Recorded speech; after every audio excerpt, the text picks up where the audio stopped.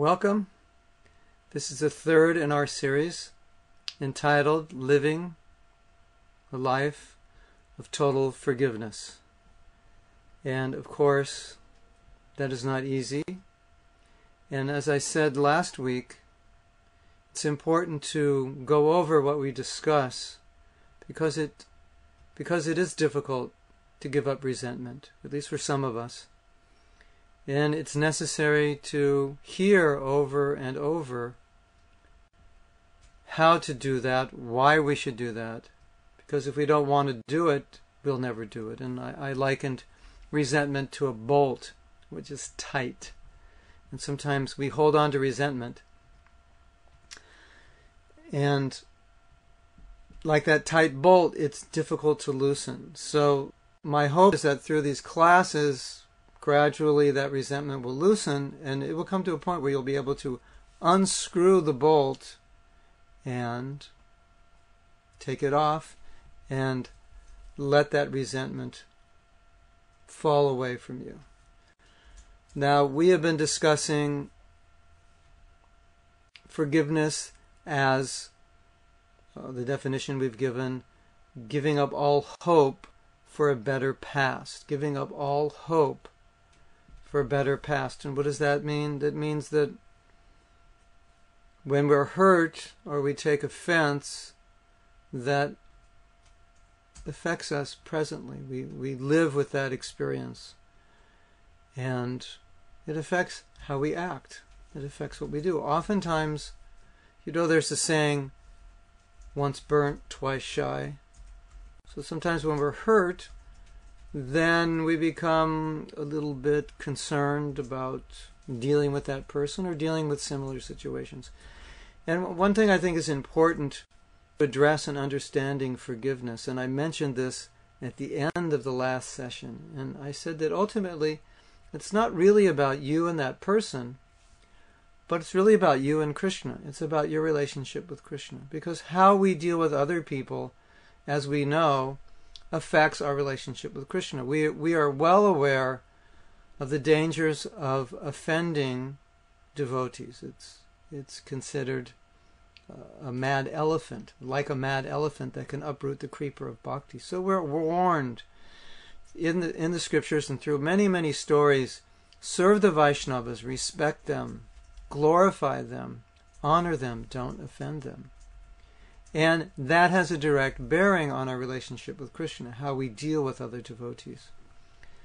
So often in dealing with issues of resentment with another individual, it's not necessary in every case to use forgiveness as a means of having a better relationship with that person, or even having or continuing a relationship with that person. That may not be, it may be, but it doesn't necessarily have to be your goal.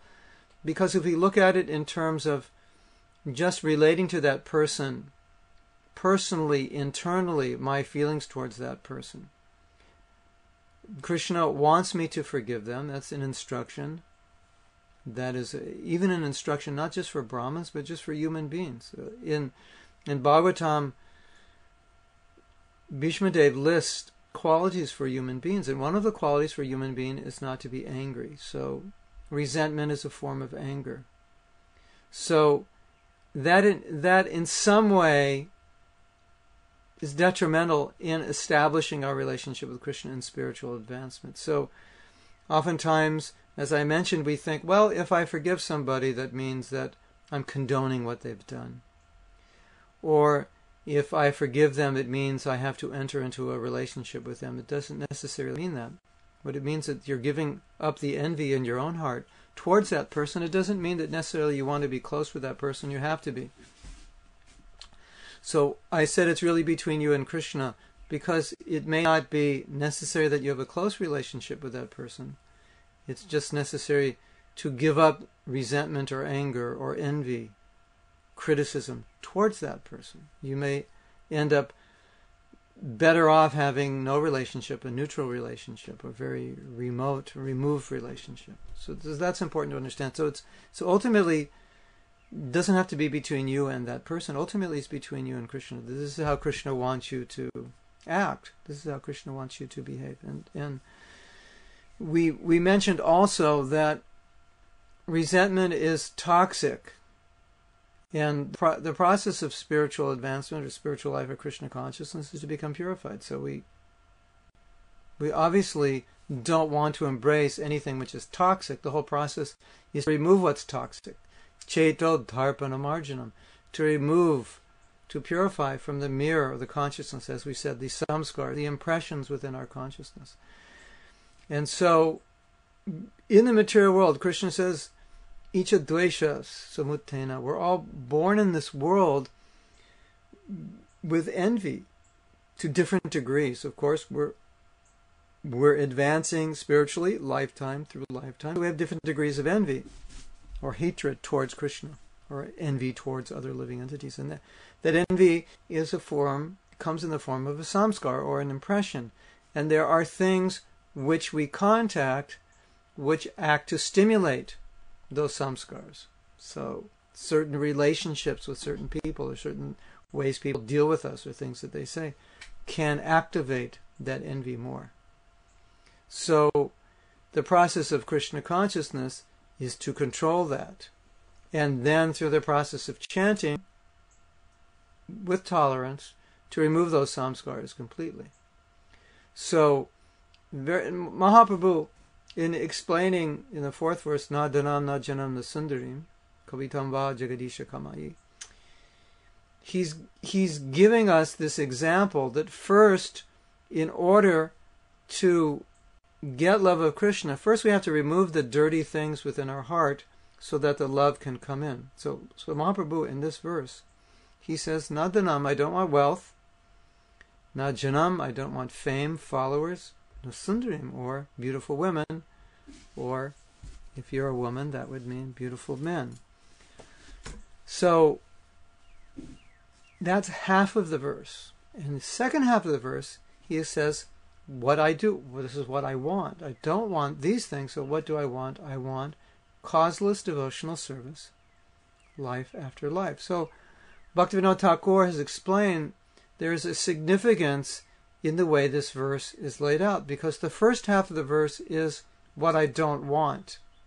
And the significance of that, Bhaktivinoda Thakur explains, is that the second half of the verse, Mahaprabhu is saying, I want love of Krishna. But you can't have love of Krishna unless you rid your heart of dhanam, the desire for wealth, janam, the desire for followers, in other words, name and fame, and sundarim, the desire to enjoy the opposite sex. As you can say, material life is really made of these things, and all material activities are based around these things. Accumulation, we say accumulation of wealth, it just means with wealth you can accumulate whatever it's possible that you can afford. So it's just accumulating. Wealth is a form of power. It's a way you can control others as well. It provides comfort. If you're wealthy enough, you can live like a king. It's said now in America, middle-class people live the way kings used to live. So it gives us control. And then, of course, fame. Everyone wants to be recognized, honored, appreciated. And, of course, everyone wants to enjoy the opposite sex. And many people want to enjoy it beyond what is considered proper and religious. So this forms the basis of material life. So, and it works synergistically. So Mahaprabhu is focusing on these three things and saying, you can tie together material consciousness and material contamination around these three basic categories. So I don't want those things. I want to give them up. These are things I no longer want in my life. So why is he saying that? Because that is the first stage we must come to. Purification, get rid of what is toxic or contaminating.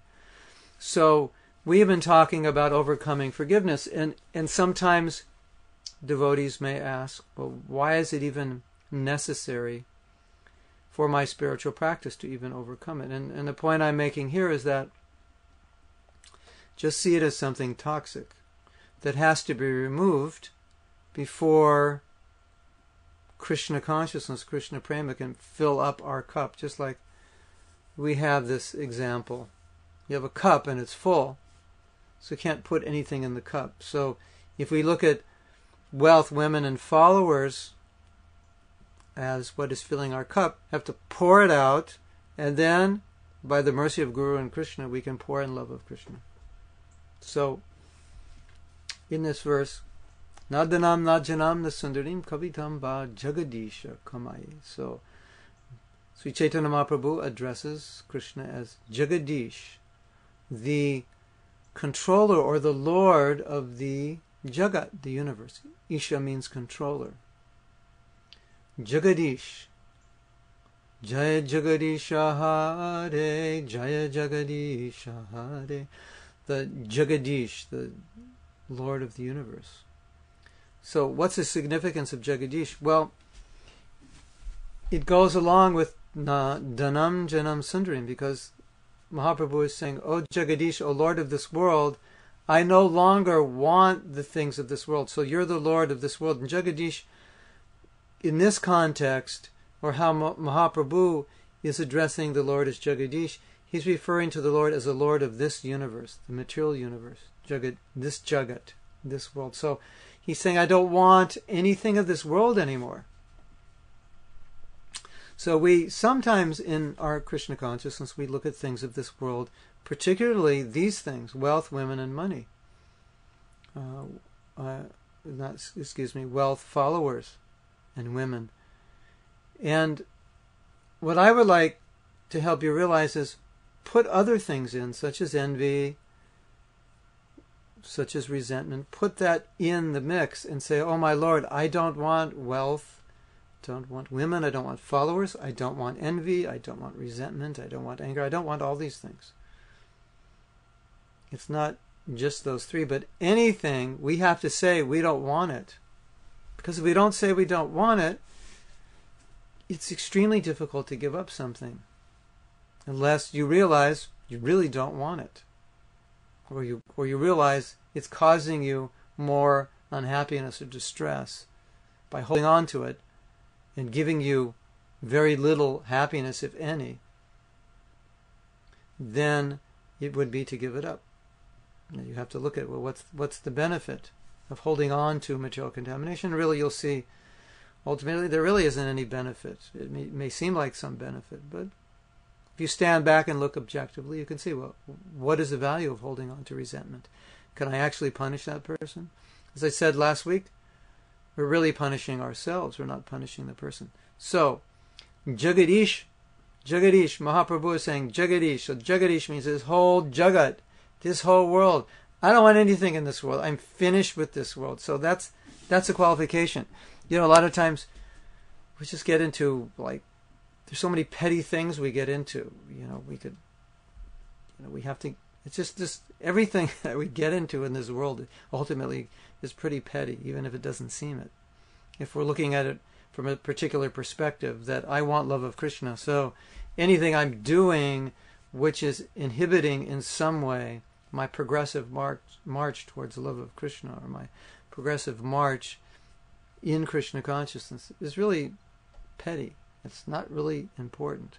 So if we can see things like resentment or how we've been hurt, which sometimes seems so significant and so important and so consuming, if we could see it as something petty, if we could see Jagadish, this whole world, Nadanam Najanam Nasundarim Kavitava Jagadisha Kamaya, I don't want anything of this world. That's the position we're meant to come to.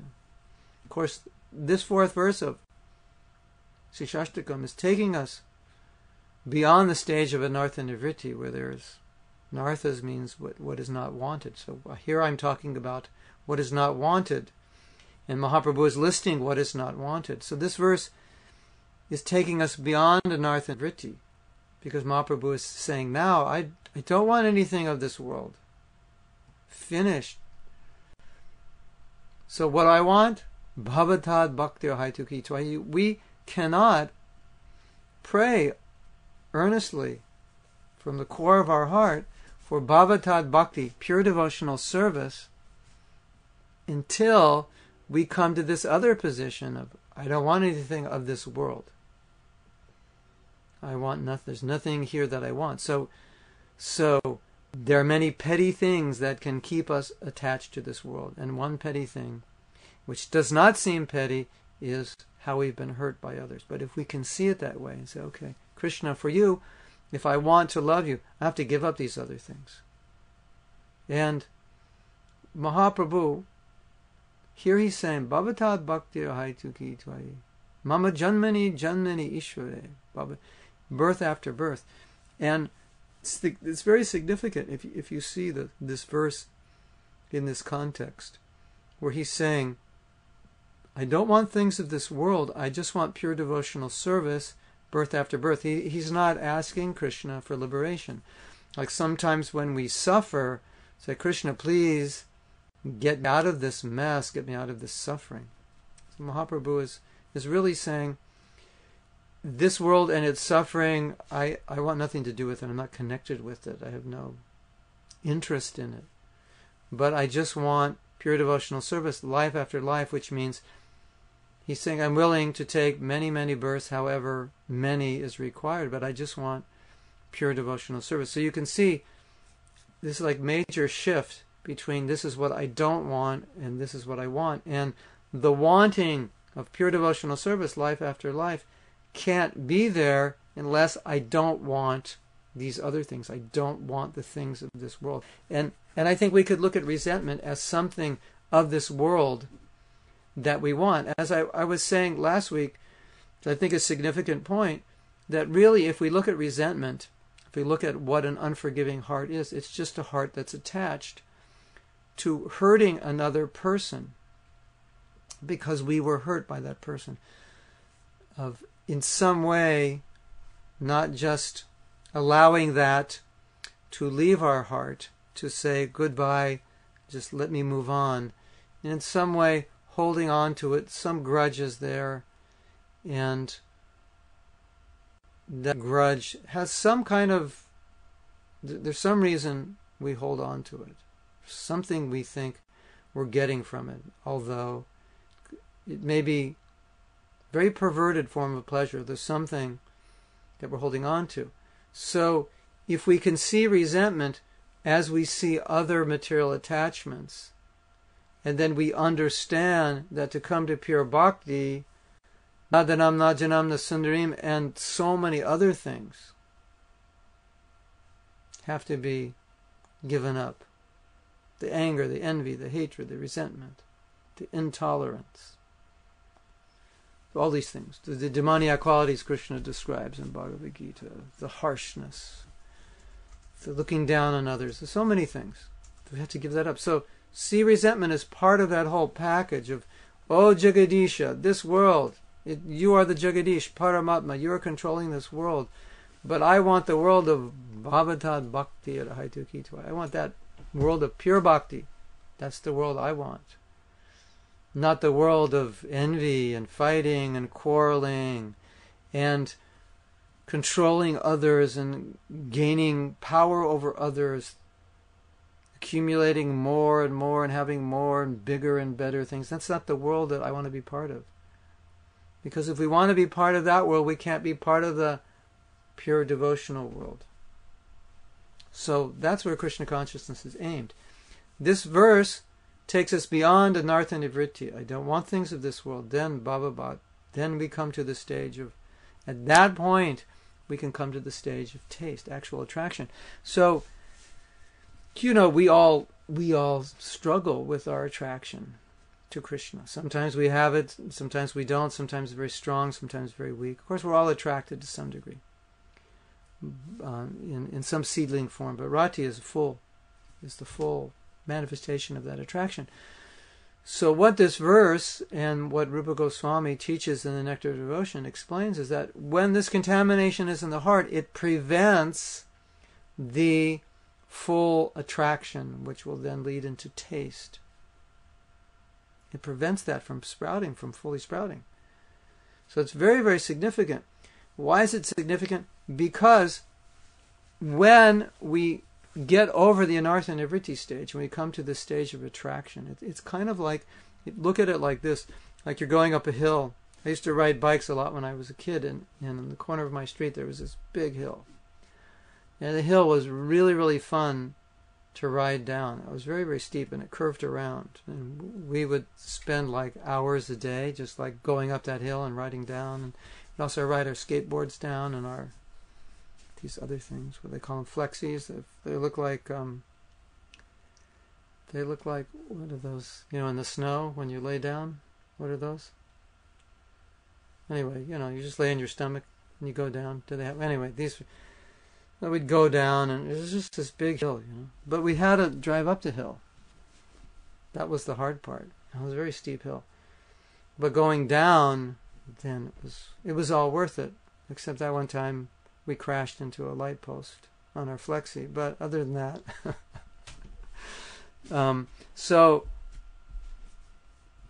So anartha nivritti, we're going to, you know, this stage of practicing devotional service, chanting, and dealing with anarthas, all the unwanted contamination.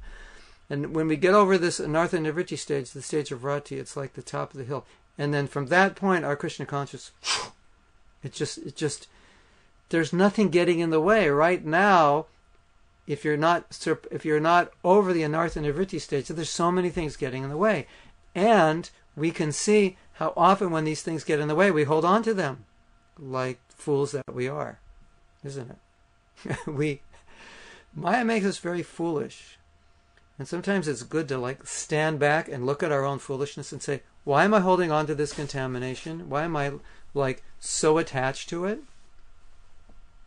Like for me, for example, I was visualizing what resentment looks like for me, and I was thinking, for me, it's something that I was cherishing in my heart, and I was cherishing in my heart because it gave me an excuse for acting in a certain way, or I should say, for not acting in a certain way. It gave me an excuse to say, as long as I had a story, this happened to me, therefore, this is why I am not doing this and that. So I had my excuse. So I was actually very attached to it. It kind of became my story for my modus operandus. So it was like a diamond, you know, something very dear. And then I visualized it's a diamond and it's within my heart. So it's very near and dear to me in my heart. But out of the bottom of the diamond is dripping a little bit of poison. Drip, drip, drip, this poison. And what is that poison? I'm attached to this resentment. And this resentment is a contamination. So it's a diamond because it's very dear to me, but it's dripping poison. And when I had that vision, it was so helpful because then when I looked at the resentment, I could think, Mahatma, you fool, you've got this diamond in your heart that's dripping poison. And as long as it's dripping poison in your heart, you're not going to get to the stage of rati, attraction, which will lead to the development of love of Krishna. You have to get rid of all those things. So why are you holding on to it? Now, oftentimes we don't see it that way. It just becomes a very emotional reaction. We've been hurt, we react. We're attached, we hold on. Holding on to the anger, the envy, getting back. And sometimes, you know, we experience 20 years after something happened, 30 years after something happened, we're still pointing the finger, we're still talking about it. It's still there. If we want love of Krishna, nadanam najanam nasundarim kabiram va jagadisha kamaye. That has to go. Oh, jagadisha, this whole jagat, this world, we've got to just let it behind. Just give up these things. Then we can get love of Krishna. Taste, attraction. Taste and attraction. Once we come to that position, then we will make rapid spiritual advancement. It's very hard and difficult to come to that position. So I think it's important for us to realize that often when we see contamination, yes, it is due to past samskars, it is due to past conditioning, but there is some attachment which we have to hold on to it. We don't fully give it up. And I was just reading the story, and I told you about this. I think I've told it twice, maybe even 3 times. It's so instructive. The story about Daksha and how he offended Lord Shiva. And he asked Lord Shiva for forgiveness, and Lord Shiva forgave him. Lord Shiva never really did take offense. And it's said that, and some of you have asked this of me, and said, well, if we, now we're talking about people offending us, and you've asked, well, how do we deal with people we've offended? And you probably know what the Shastra says, that sometimes if the person doesn't take offense, it's possible Krishna may take offense. And in the story of Durvasa offending Ambarish, we learn that Durvasa went to Vishnu and said, I've offended Durvasa, I've offended Ambarish, and your Sudarshan Chakra is following me, so please save me. And Vishnu said, I can't save you. The only person who can save you is Ambarish Maharaj. You must beg forgiveness. So we are told if we offend someone, we go to that person and we ask for forgiveness. Even if they have not taken offense, we should ask for forgiveness. But beyond that, and this is what Daksha didn't do, we should serve that person. We should not just ask for forgiveness, but do something positive. That's the full rectification of offense. So what happened with Daksha is he asked for forgiveness, and Lord Shiva forgave him, but it wasn't full. He didn't serve Lord Shiva. He didn't fully. He wasn't fully repentant. So that stayed within his heart. And there was something still there in his heart, and it came out in the next life. So we could say, perhaps, that he had certain samskars and he just couldn't give them up, certain impressions, certain unwillingness to fully give up whatever it was. You could call it envy or pride or whatever it was. He couldn't just give it up. And we all know how hard it is to give up. But it's really important to understand what the prize is that we get by giving it up. Sometimes we'll look at material attachment and we'll say, well, I can't give this up. Say, well, what's on the other side of giving it up? If I give it up, what do I get? And oftentimes we think, well, I won't get anything, that's why I won't give it up. At least I've got something. Here's my weapon. I hate this person. I'm getting something. I'm getting revenge. What if I just drop it? Then there's no revenge. So, but you drop it, and then what do you get? You come to the threshold, Nartha Niriti Syat, of drop your anarthas, you come to the threshold of Rati, attraction. Ruchi, taste. And that's what we all hanker for, taste. Taste. When we have taste in Krishna consciousness, then everything happens easily. A lot of times, if you look at your own life and you look at the problems you have or the questions you ask and how to advance in Krishna consciousness, you could really see that the problem lies in a lack of taste. Because where there's taste, it's just taste draws us to the object of our attraction. And when we're drawn to Krishna, then so many things are left in the wake. So many negative things are left in the wake. So that's how we can understand when we come to this level of taste. Then it's very, very, very, very fast. So this verse is important for our meditation. The first half, I'm giving up this world, O Jagadish. And the second half, I'm accepting pure devotional service. I cannot accept or desire or hanker or be qualified to receive the mercy of Guru and Krishna to get pure bhakti unless I am willing to give up my attachments for the things of this world, and I must be willing to see those things as petty. Otherwise we come to this point, we say, I've been hurt so badly, I just cannot forgive this person. Which is really another way of saying, I'm not willing to forgive, I'm not willing to let go of this attachment. It's understandable that we have that, but it's not something we want to hold on to. It's not healthy for us. It's not healthy physically. It's not healthy emotionally, psychologically, or spiritually. In fact, a very interesting thing happened 2 or 3 years ago, I went to England to do a seminar on forgiveness. And on the plane, they have radio. So I was listening to some talk show. And the talk show was a man who had just been funded to do a study on the effects of forgiveness on health. And he said there's so much potential information about the positive effects of forgiveness or the detrimental effects of being unforgiving. So resentment really hurts us on all levels, not just spiritual, but in every other level. So I just want to stop now and see if you have any questions. So, okay. If you don't have any questions, now is a great time to ask, because if you have a lot of questions, we'll just take your questions and we won't go on further. So, yeah. Yeah, Devi, what does it mean to enjoy the opposite sex? Well, it's not just,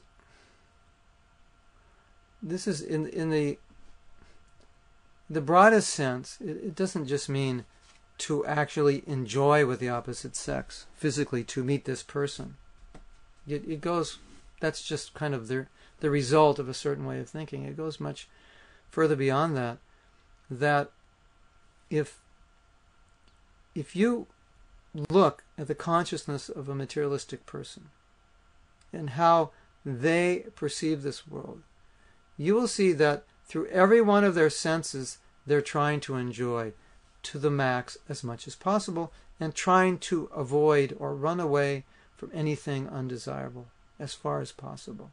So when a materialistic person, and this also means us because we are conditioned, so we have this nature to some degree, to one degree or another.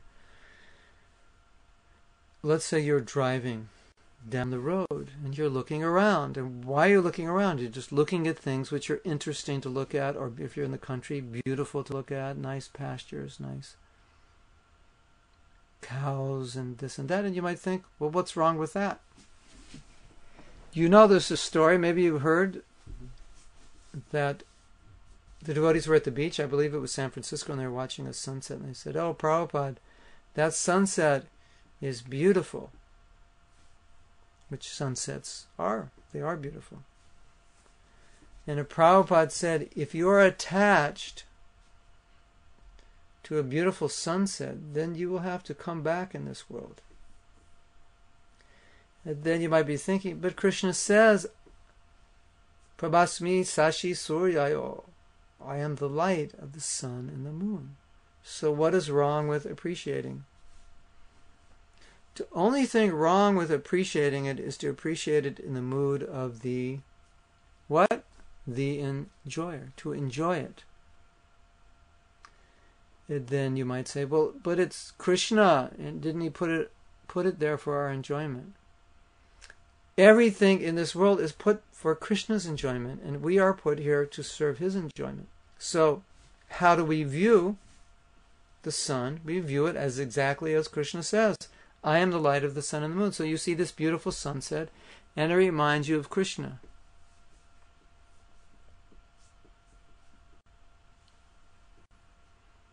And then you're not trying to enjoy with your eyes, but your eyes are extensions of Krishna's senses. You're serving Krishna with your eyes. You're seeing everything in relation to Krishna. How can you're using your eyes and you're thinking, how can this be used for Krishna? Or you see a beautiful home and you think, oh, wouldn't that be a nice temple?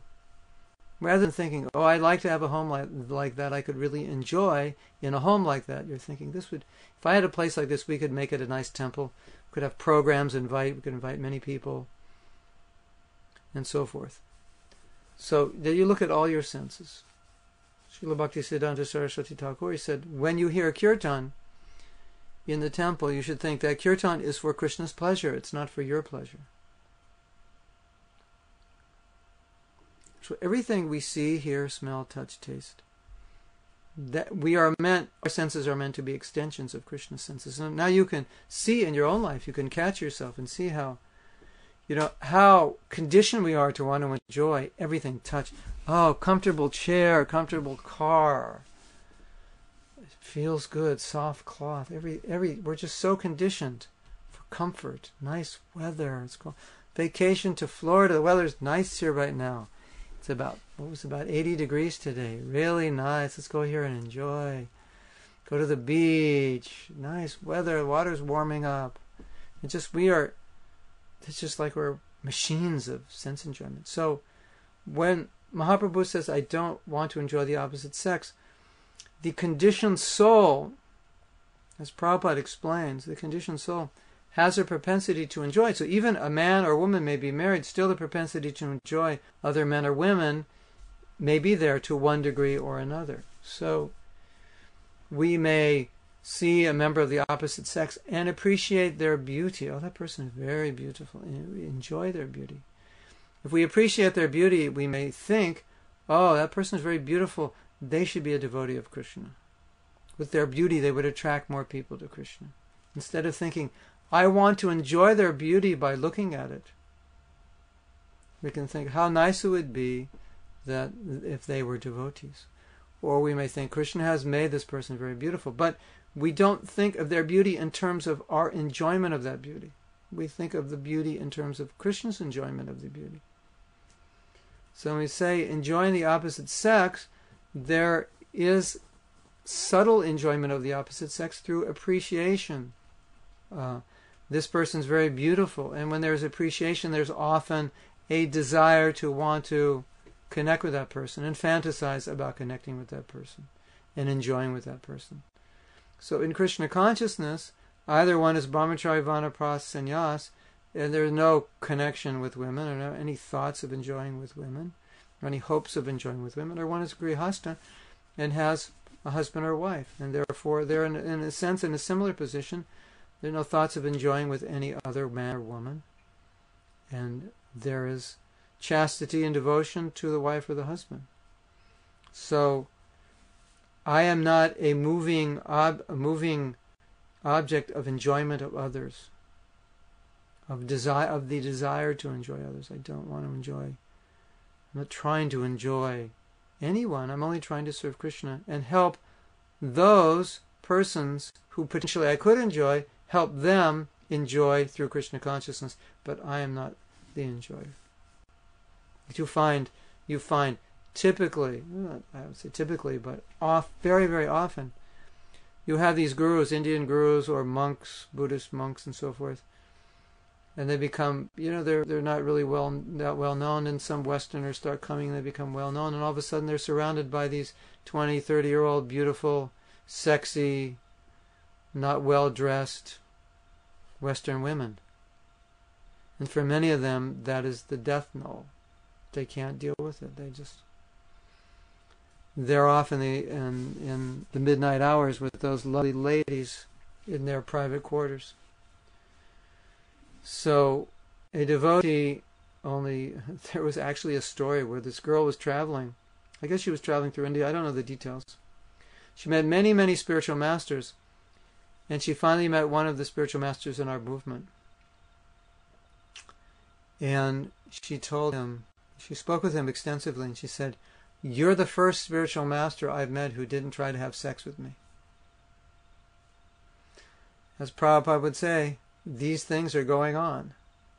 So that's what it means to be a sadhu. You're only thinking of the welfare of the opposite sex. You're not thinking how to enjoy them. How I can enjoy everything I see, everything I lay my hands on, everything I hear. I just want to enjoy everything. I just want to enjoy it all. We take prasadam. We honor Krishna by taking prasadam. We don't eat like animals. This is Krishna's prasadam. It's none different. That's the idea. So, wealth followers, women, okay. Arati says, by chanting Hare Krishna, you won't have to worry about illicit sex with the other person, hopefully. That's real chanting. That's if you're really chanting. The problem is, if we're not really chanting properly, here, I'll go back to this idea, samskar. We were talking about samskar, as samskar meaning an impression within the heart, And so if we have an impression in the heart, then there are things in this world that stimulate or connect with that impression. Like, it's called, in Sanskrit, it's called udipan. Udipan is a stimulus. An example of udipan would be, you have a bowl full of gasoline and you have a match. So the match is a stimulus and then will cause a fire. So there's certain things will stimulate us. Like, for a sadhu, a beautiful woman will not stimulate sexual desire because he doesn't have that samskara. He's purified his heart of that samskara. Whereas if the samskara, that impression, is there, then in another person's heart, then the beautiful woman will be the udipan, or the stimulus. But if the impression's not there, then that object doesn't stimulate the heart because there's no connection.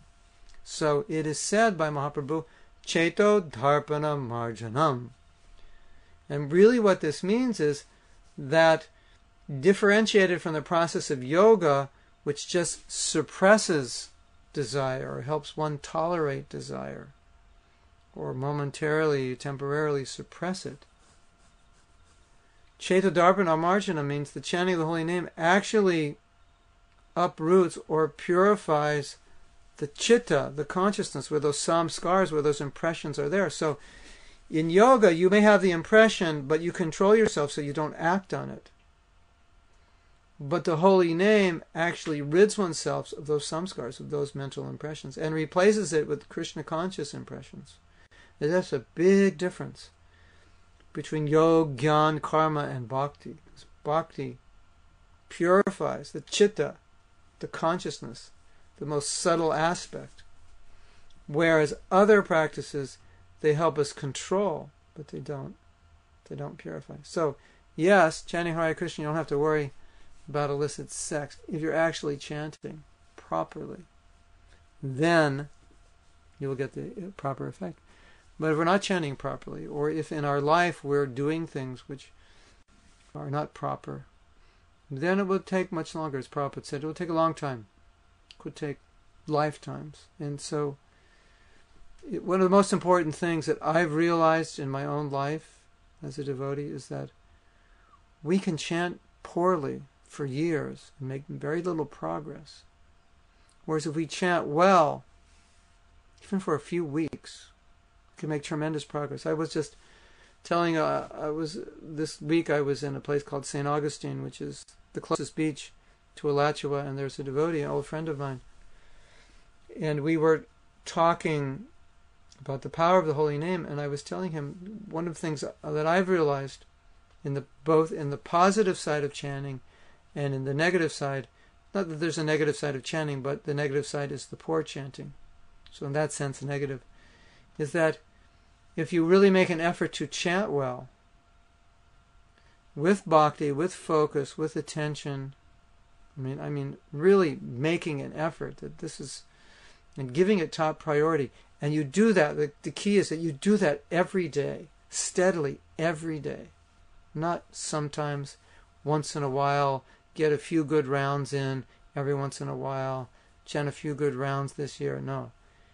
16 good rounds every day, consistently. You do that every day for a few weeks.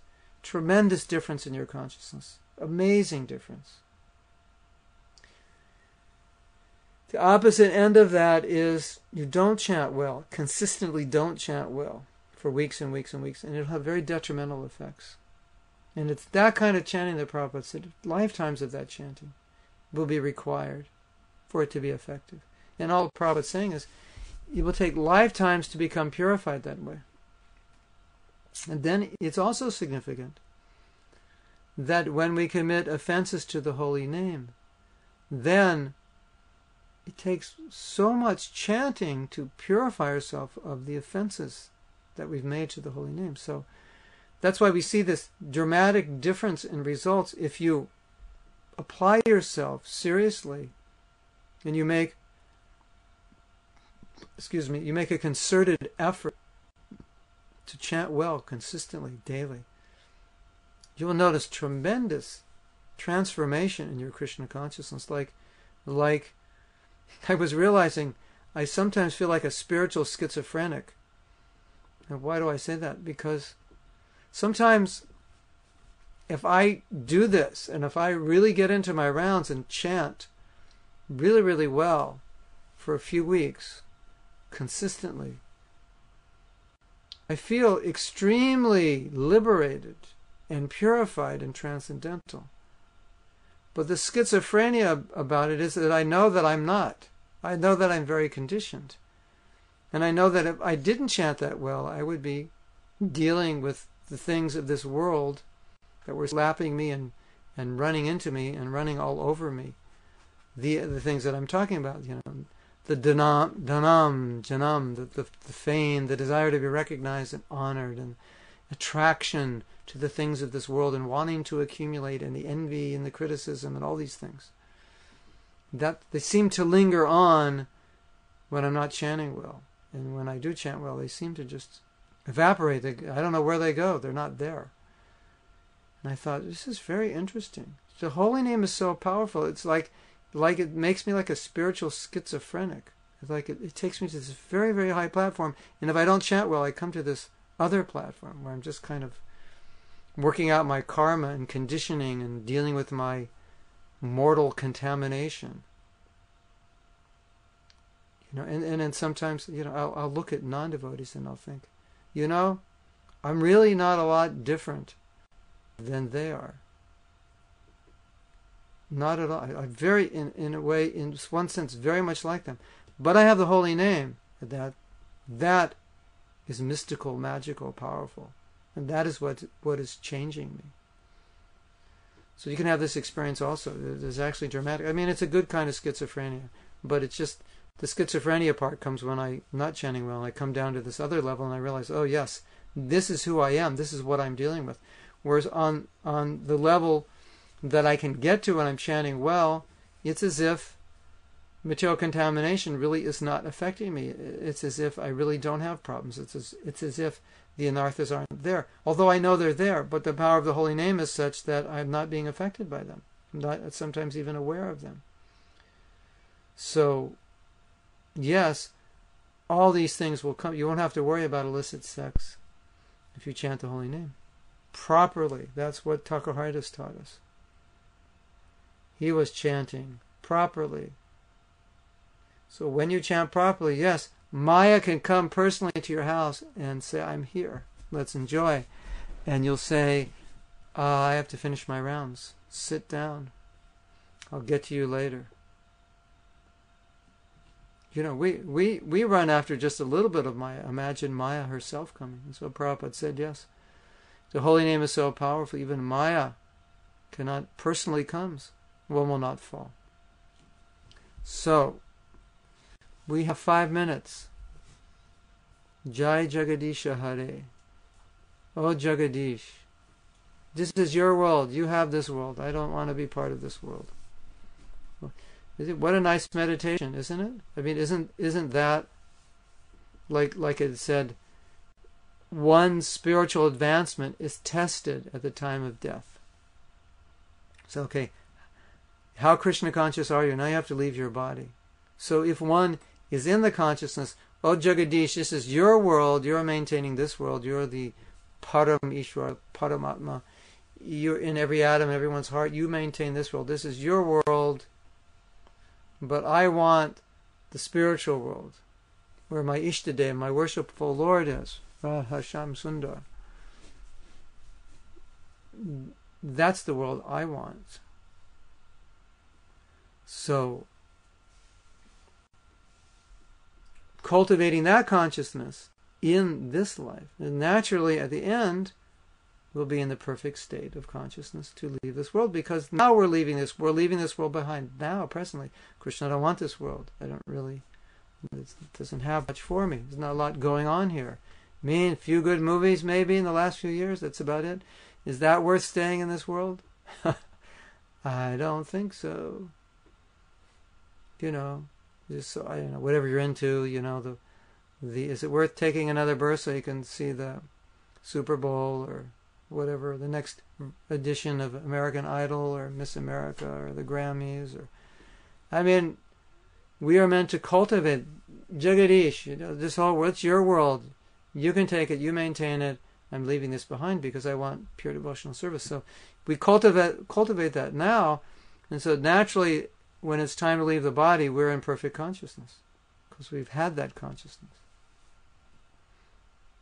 And Krishna, of course, he's expert. When the body starts breaking down, you're kind of forced to be in that consciousness because that's what happens.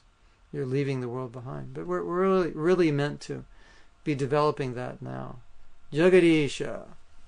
So when we think of this word Jagadish, then we can think, okay, Jagadish, this is your world. With all the nice things of this world, this is your world. But I want the world of my Ishtadev, my worshipful Lord. That is Braj Bhumi, Vrindavan. That's the world I want. And I want to go there.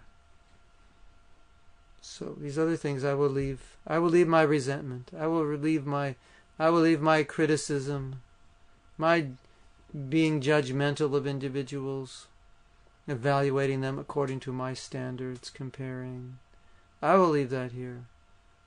My hatred, my envy, my jealousy. One time Srila Prabhupada was speaking in Los Angeles, and he was talking about envy and jealousy, and he said, if you're jealous, you're in the material world. I said, wow.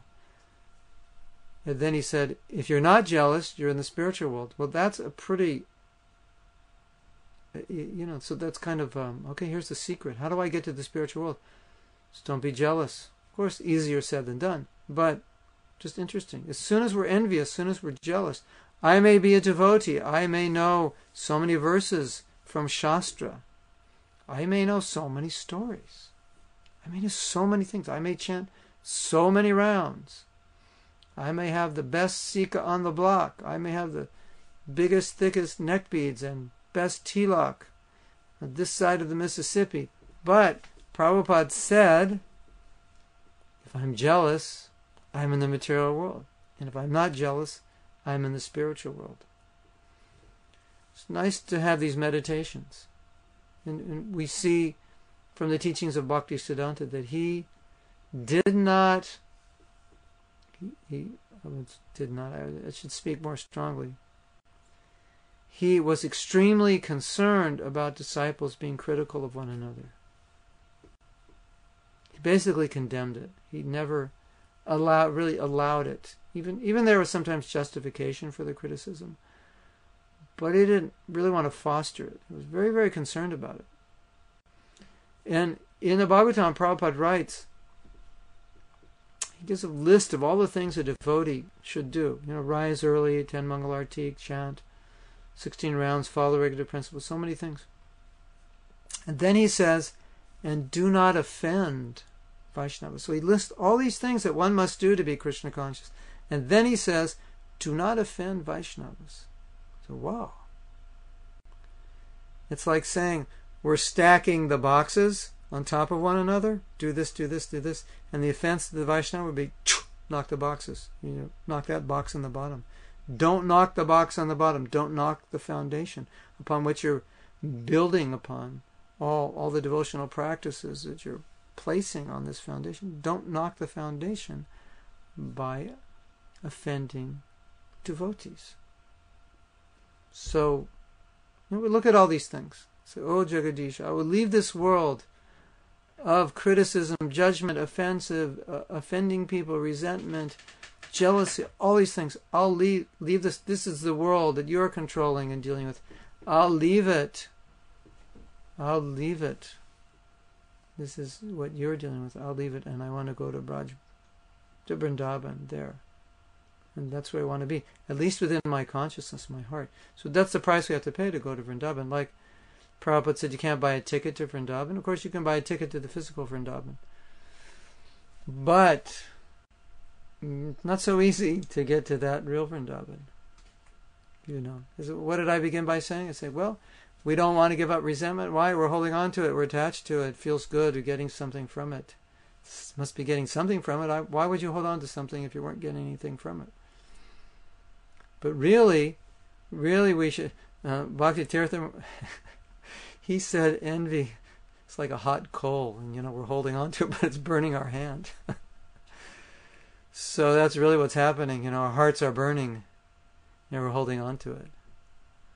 So it's nice meditations, and then we have these meditations and we can pray to Krishna. Krishna, I don't want to be such a fool and hold on to all this. So please help me. And we're chanting our rounds and we're praying and asking Krishna, please, Krishna, can you help me drop these hot coals that are burning my hands? I know I'm an idiot and I'm holding on to them, but somehow or other I'm attached to them. So could you just help me, just turn them upside down and drop them, because I'm holding them. So Krishna knows we're foolish. That's part of our qualification for being in the material world. It was our original qualification. And as long as we're foolish, we stay here. So we all have to admit that and face up to it, and of course admit that to Krishna and say, Krishna, please help me not become such a fool. Because we can't get out of the world and remain a fool. We can't hold on to the hot coals and think they won't burn our hands. Okay, so thank you. And next week we're going to go a little bit deeper. And now, because we've got some new equipment, I think the classes are going to be on here much quicker. This is the third one, and the first one is already on. So hopefully sometimes this week we may get on the second one. So it's good that you review these things. It will help you a lot. It will help loosen that bolt of resentment. The WD, we can rename this course Living a Life of Total Forgiveness with WD-40. It's loosening that resentment, putting the silicone on the resentment in your heart so it can slip out.